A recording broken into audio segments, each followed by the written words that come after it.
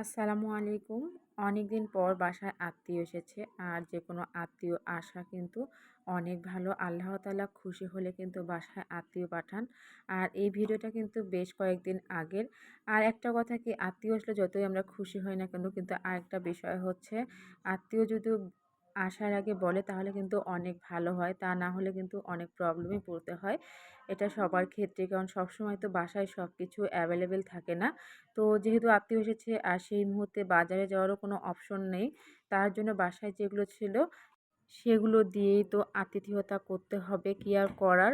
তো ফ্রিজে ছিল শুধু কিছু মাথার মাংস, গরুর মাংসের, তো সেগুলো বের করলাম।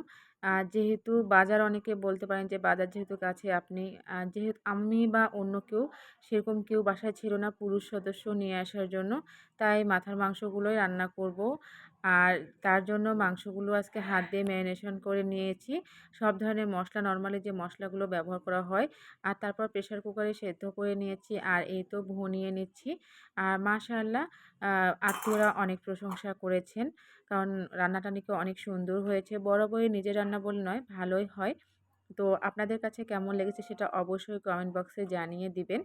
আর দেখুন, কালারটাও কিন্তু মাশাআল্লাহ অনেক ভালো হয়েছে।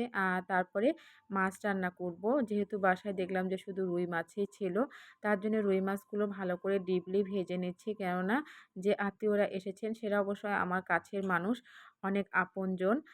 তারা বুঝতে পারছেন যে হঠাৎ আসার কারণে ফ্রিজে কিছু নেই। ওনারাও বারবার বলছিল যে আমাদের বলা উচিত ছিল যে আমরা আসতেছি। তো মাছগুলো ভালো করে ভেজে নিচ্ছি।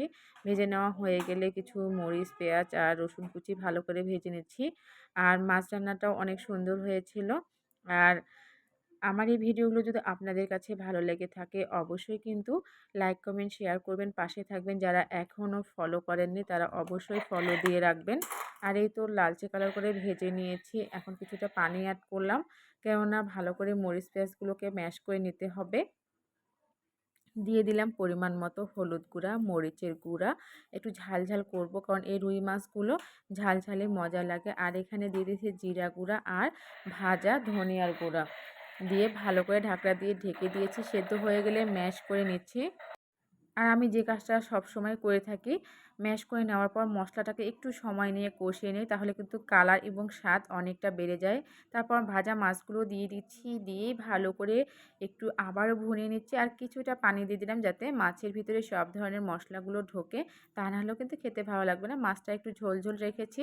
আর আজকে এই দুটো রেসিপি কেমন লেগেছে অবশ্যই কমেন্ট বক্সে জানিয়ে দিবেন। ধন্যবাদ সবাই, ভালো থাকবেন, সুস্থ থাকবেন, আল্লাহ হাফিজ। ফেসবুকে কেউ আপনাদের সহযোদ্ধা নয়, সহযোগী। সবাই সবার পাশে থাকবেন।